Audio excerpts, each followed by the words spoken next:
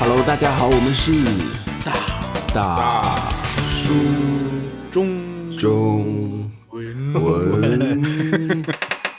为什么有这么多奇怪的手势？好久没录了嘛？对，好，真的三位大叔很久没有录播客了。这个罪魁祸首呢，就是区在下我。哎呀，不能这样说，不能这样说。我最近真的是得了流感，然后哇，那几天真的生不如死啊！就是晚上的时候啊，在床上体温忽高忽低。发烧、冒虚汗是吗？一会冒冷汗，然后发烧，然后晚上真的睡不着，因为体温忽高忽低，所以就痛苦的折腾了好几个晚上，而且身上全身的酸疼，对不对？会全身酸疼，然后咖啡也，我最爱的咖啡我也不能喝了，就是只能喝豆奶。那茶叔，你一般生病你会马上吃药啊，还是说你会硬挺？不会，我是那种硬挺的那种，硬扛过去的呀。我是硬扛的。你是为了提高那个身体的免疫力，所以故意不吃药吗？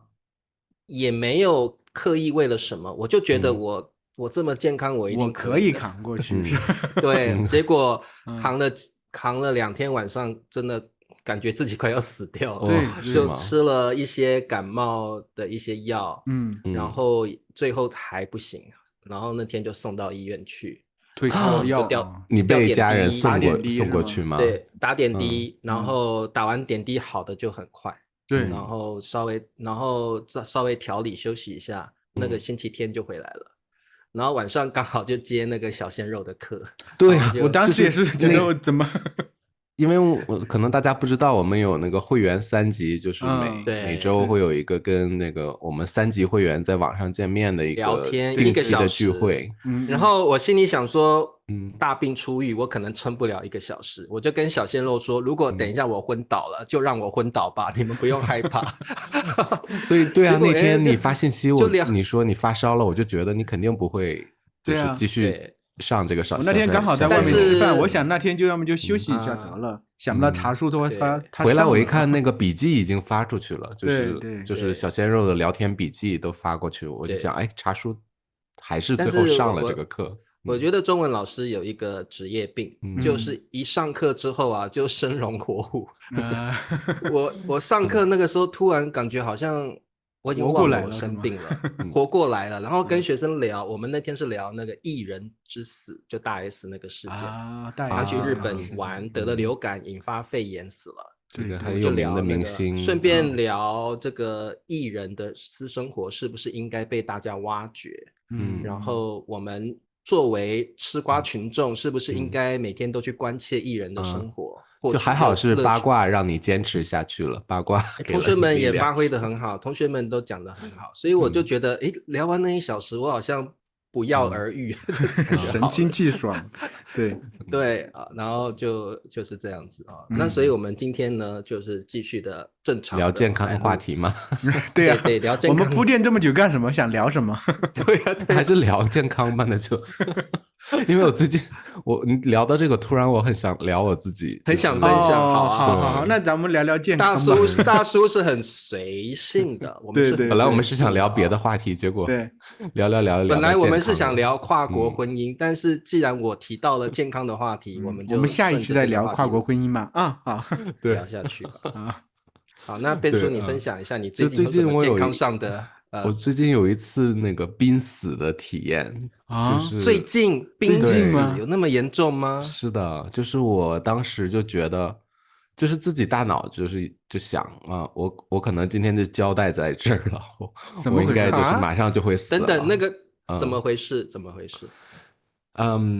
就是这样的。我突然很想听八卦的那种感觉就出来了，就是去年就明显感觉自己的那个身体体能下降，然后早上起来就是感觉就是很困的那种状态，然后持续一整天，每天可能都要喝好几杯咖啡吊着，或者是那个0度可乐呀，然后就刺激大脑想兴奋一点。然后那个体重也达到自己人生的那个巅峰了，就觉得必须得做改变。所以就从今年开始，那这个濒死到底是从哪来的？好，那你们还在等这个？你要等这个，当然要先等这个铺陈一下。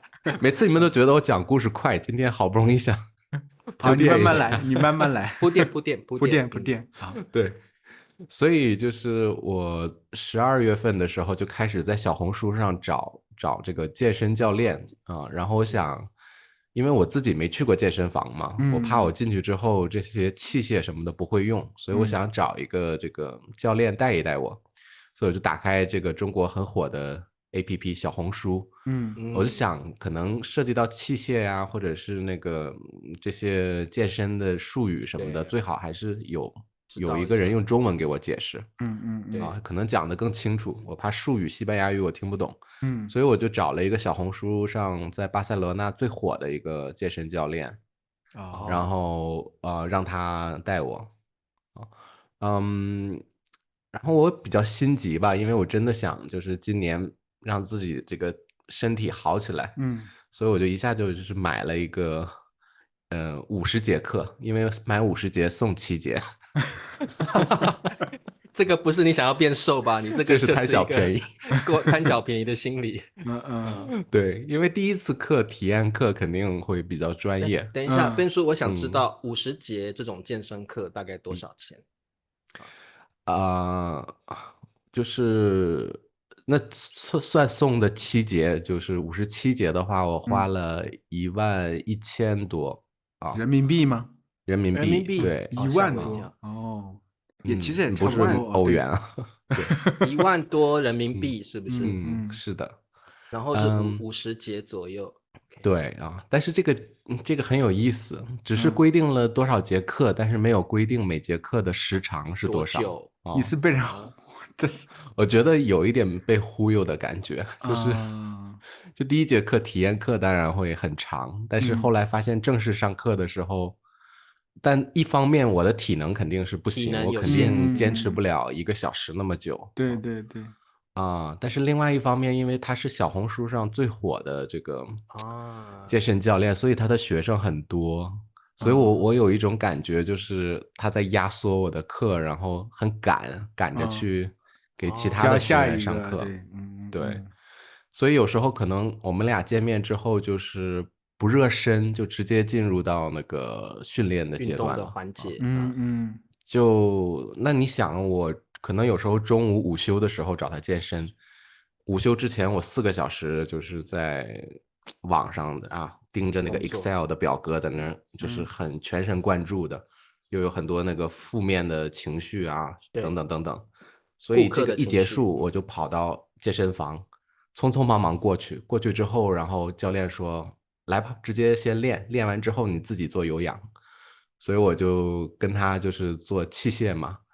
然后器械的话很紧凑，就是有时候20分钟内对呀，20分钟内我可能就要上那个5个器械，然后每个器械做3组这样。对，然后做完之后，教练就走了啊。他走了之后，有一天我就是他走了之后，他走的时候我还坐在地上，我觉得那一刻还可以。但是这天我去健身房之前，我其实没吃什么东西，然后血糖比较低，所以他走了10分钟之后，我那个时候那10分钟我觉得我还可以，就有一点点晕，但是还不到那个还可以自己走路的程度，所以我就是坐到了那个健身房的那个单车，健身的那个单车上面，我就靠着。然后我想缓一缓，然后我就可以继续的练这个单车。那这个时候我就是眼睛的余光，我瞥到我旁边那个单车上坐着一个人，他在那儿一边练一边玩手机。我在想应该没什么事儿，应该如果有什么问题，我可以随时让他帮忙。呼救。对。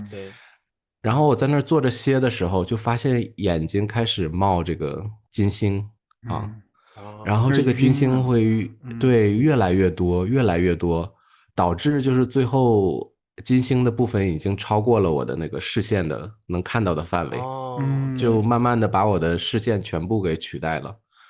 最后我就是拿着手机，我已经看不到我手机的屏幕了。屏幕了。这个时候我就慌了，因为我觉得然后我就向那个窗外那边看，我就觉得好像到天堂的感觉，就是到处都是那种冒金光的感觉，然后你就看到外面有黑黑的那个人影啊，就是在光线里边有一点点那个人影在走动，在走动啊，我就觉得啊，这个好像那个天堂的感觉，我应该快挂了吧？死前的一刻那种感觉。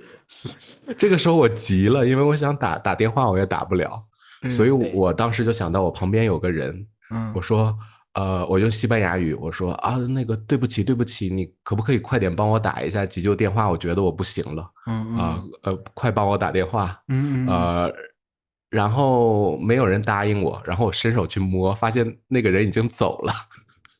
就是已经空了，而且这个是中午的时候，健身房人不多，我就知道他是我旁边唯一的一个人。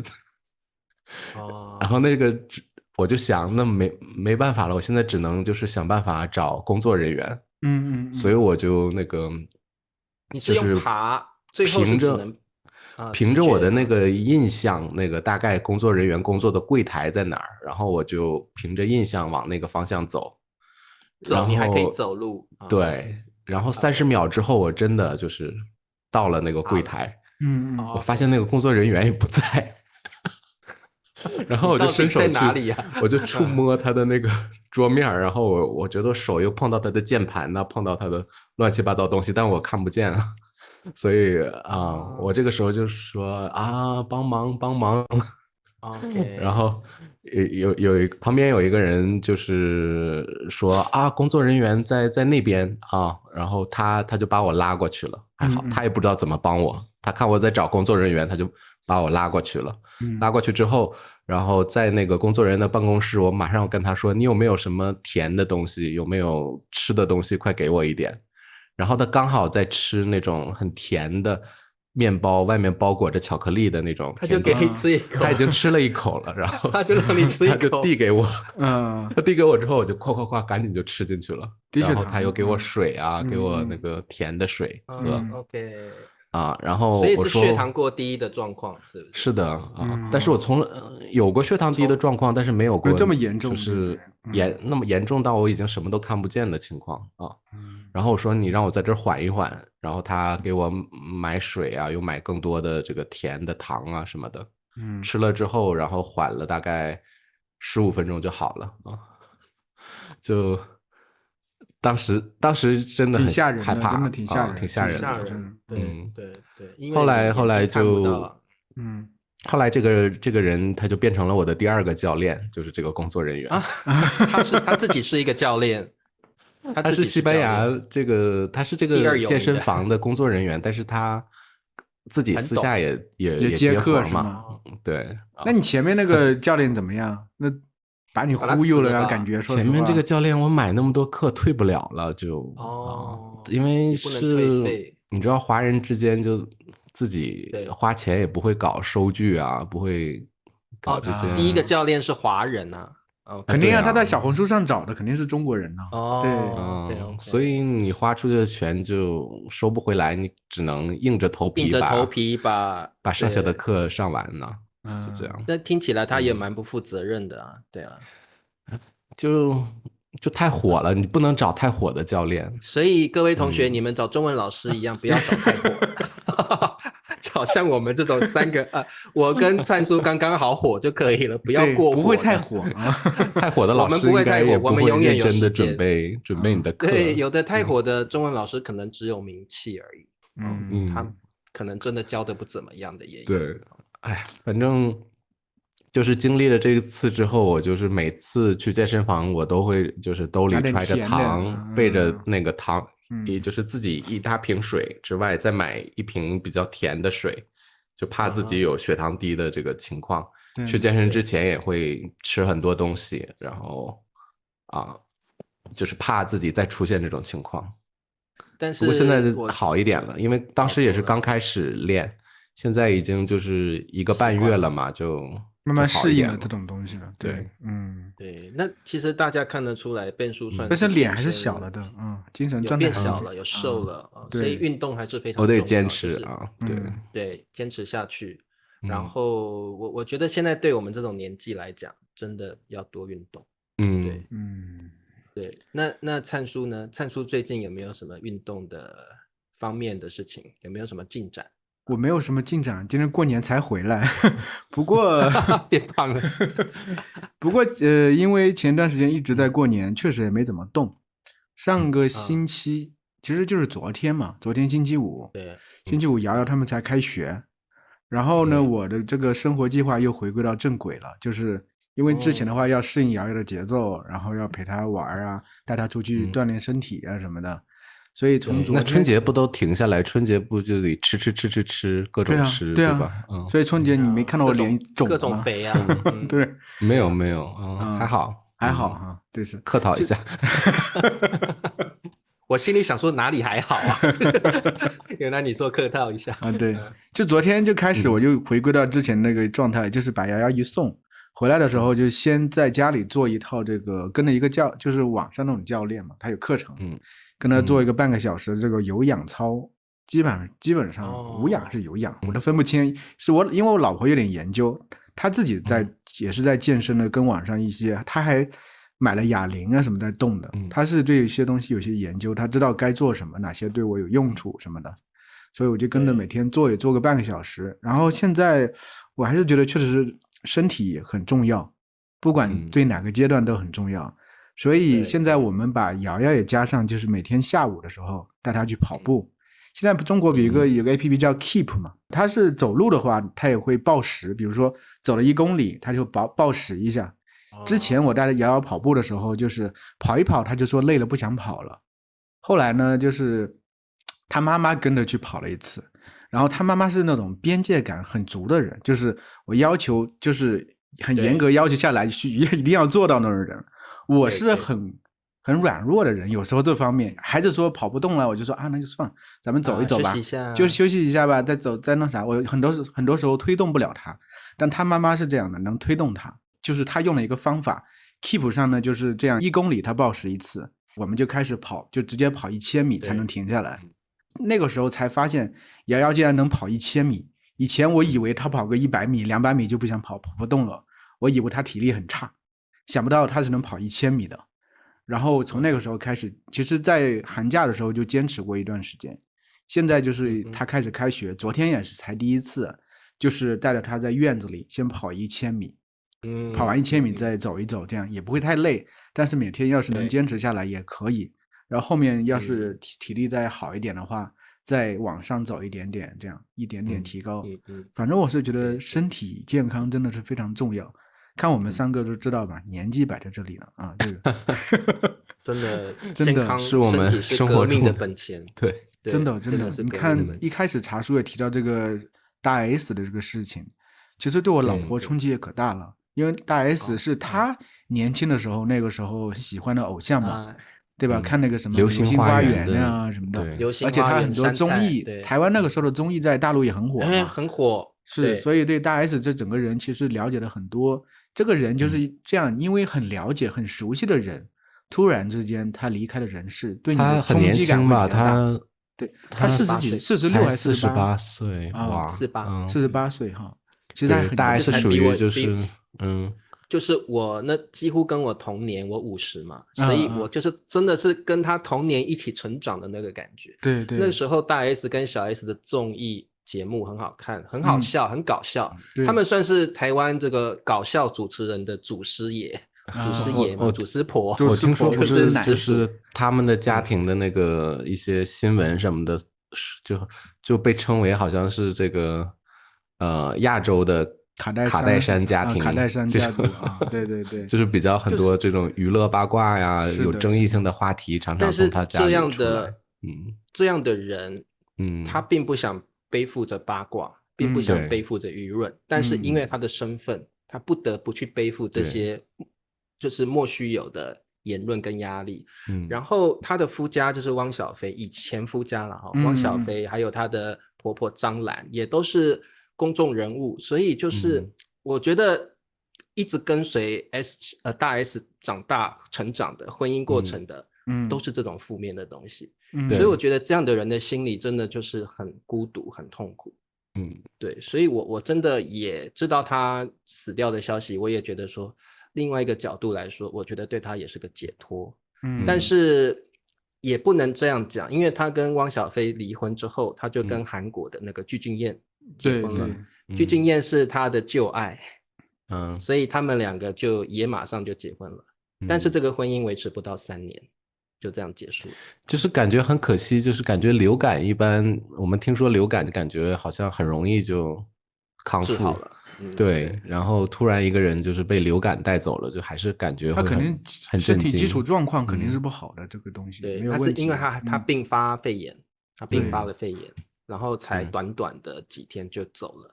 对，所以在台湾也引发很大的话题。然后台湾在大 S 走的那几天，所有的人都打电话给诊所还有医院，说要打流感疫苗，马上所有的流感疫苗都打完了。就因为这件事情，对，真的影响很大。所以我觉得就是健康这个东西再小心都不为过。以前我们年轻的时候可能不是特别在乎这些事情，就总觉得怎么消耗的没有关系，熬个夜很快就恢复了。对，但是你会发现现在就是比如熬个夜，第二天有时候整个人精神状态都不怎么好，很难恢复过来。就这是身体的一个个信号，就告诉你该调整生活状态了。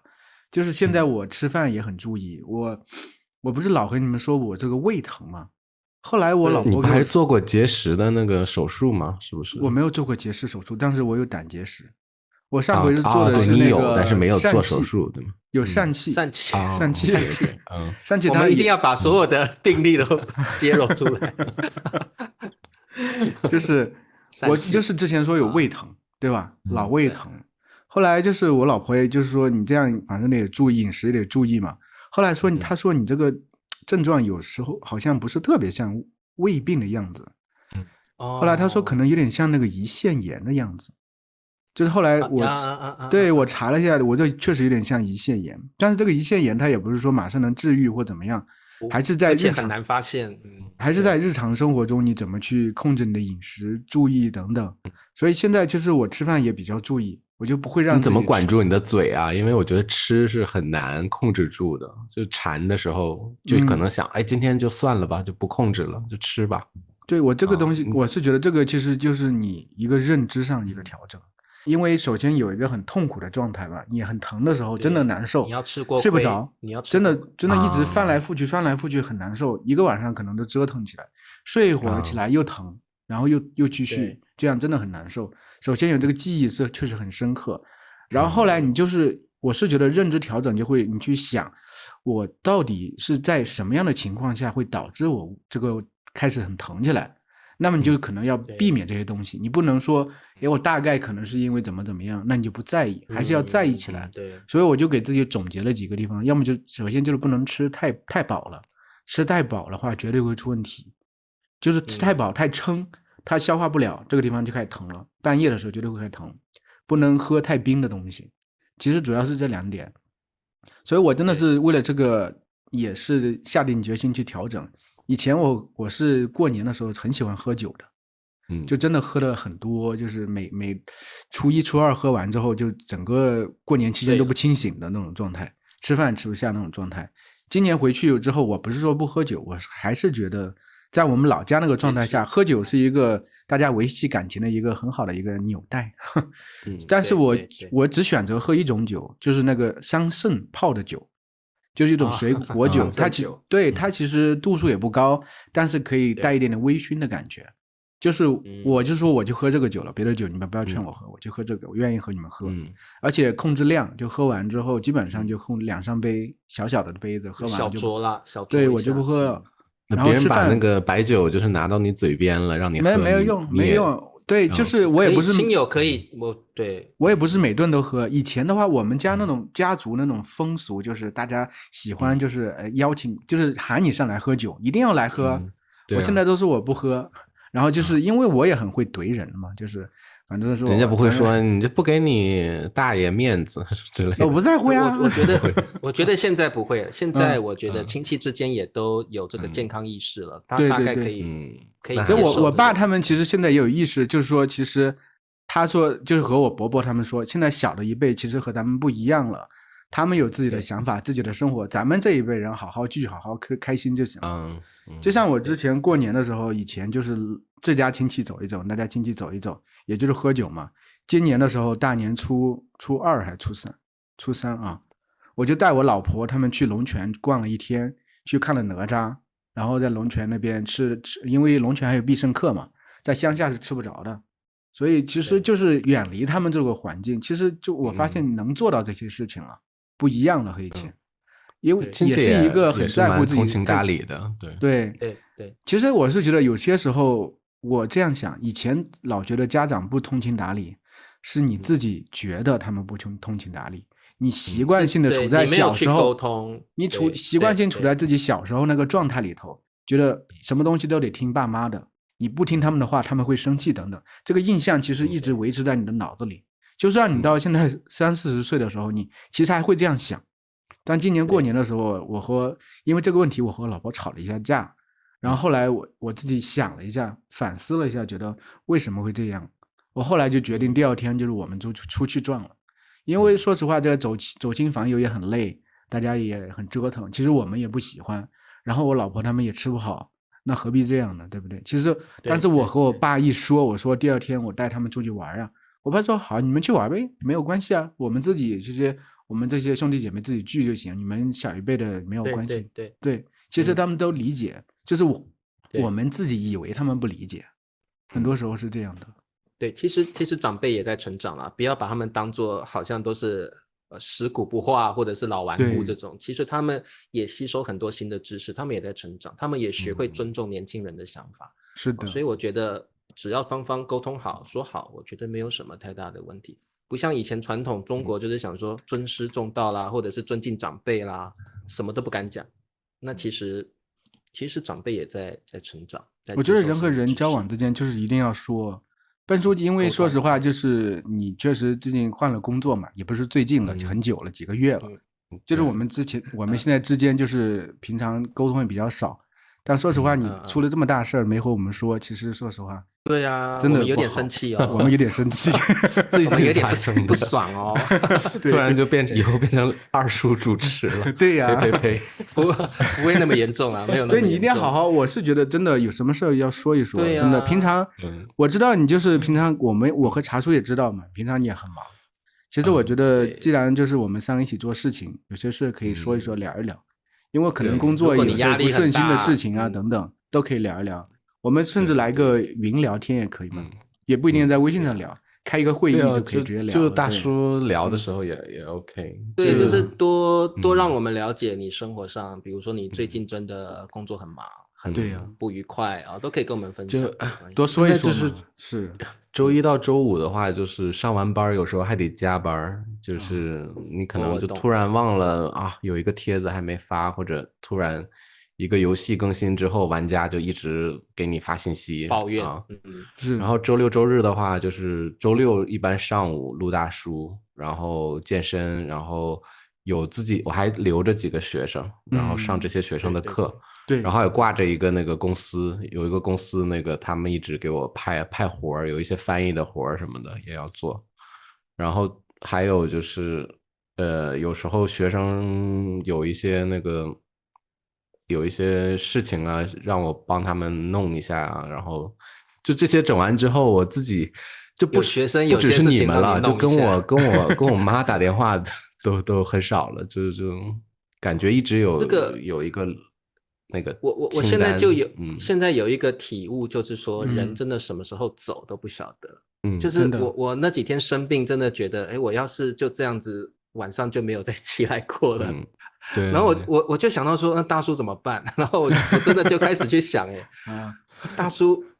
要是茶叔不在了，灿叔跟 Ben 可以吗？他们2个主持一下。真的，我是觉得真的不知道为什么到现在这个年纪老会想这种事情。我那天坐飞机都想，万一我这个坐飞机出事了，对呀，大叔怎么办？就是我以前都不会去想，就不会去想这些事情。现在就会觉得说我要是真的没有生病，那天没有撑过来，那我哥我爸怎么办？我当时也在想啊，我万一要是挂了之后，这个谁通知这个参数查数？对啊，怎么通知？然后我就想，我哥也不晓得怎么联络参数跟变数啊，是怎么办呢？他们一定想说，你说好要录播客，怎么你又没来，还不来好几次？然后我在想，反正每次都是我提现这个工资怎么办？给你们发。对，我也会想到这，我想，哎，幸好畅嫂知道我的电脑密码可以打开，直接能联系到你们，宣布一下噩耗，这样是不是？呸，就是我觉得对啦，呸，结论就是，我觉得这个中文有一句话说，今朝有酒今朝醉，对，我们有缘在这里，虽然说天下没有不散的宴席，但是有缘大家相聚在这里就珍惜这个缘分明天谁是谁都不晓得，但是我们今天在这里有这个缘分，各位同学也一样，可能你们跟大叔们也是一个缘分，偶尔在油管上点到我们，就成为我们的粉丝了。那我觉得这个缘分，对，成为我们的会员了然后还不小心到了大叔小站，成为大叔小站的会员那不管这个世界怎么变化，我觉得缘分很难得，那就珍惜我们常常就会听说未来是不可知的，明天是不可知的，过去的事情已经过去了，唯独现在是我们可以把握的，可以掌握的，那我们就好好的享受现在，然后去珍惜身边的人。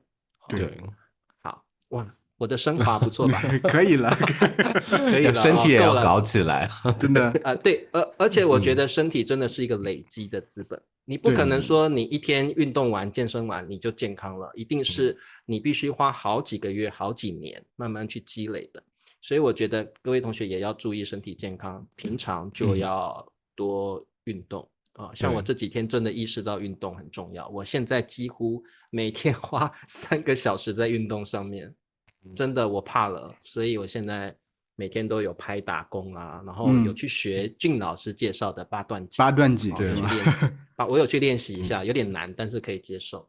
然后甩手功，我觉得甩手功特别有用。在我这个练习了这么多运动里面，甩手功我是觉得最有用的。我真的觉得这么甩吗？就这样甩，对。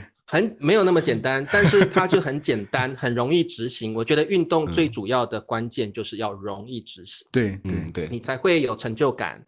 另外就是容易完成，你就比较不会放弃。对，所以我觉得甩手功，我觉得我试了很多，我去研究了各种不同简单的运动之后，甩手功是最有效果的。真的，你甩了20分钟，全身都热起来了。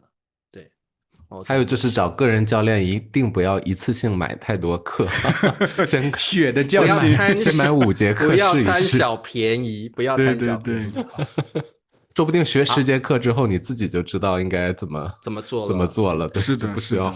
各位中文学习者，你们是中级水平的学生吗？想跟2位大叔每天一起学中文吗？欢迎加入大叔小站的会员，我们有Daily Word、Daily Shorty， 还有 EPUB 电子书，还有各种主题的视频，包括 Easy Story、成语话题、日常话题、中国话题、人生话题、心理话题，赶紧加入我们的会员吧！好，那我们今天的分享希望大家喜欢，大家也可以思考一下自己的健康，然后身边的人你有没有去珍惜好，那我们就下一期再见咯，拜拜。好，再见。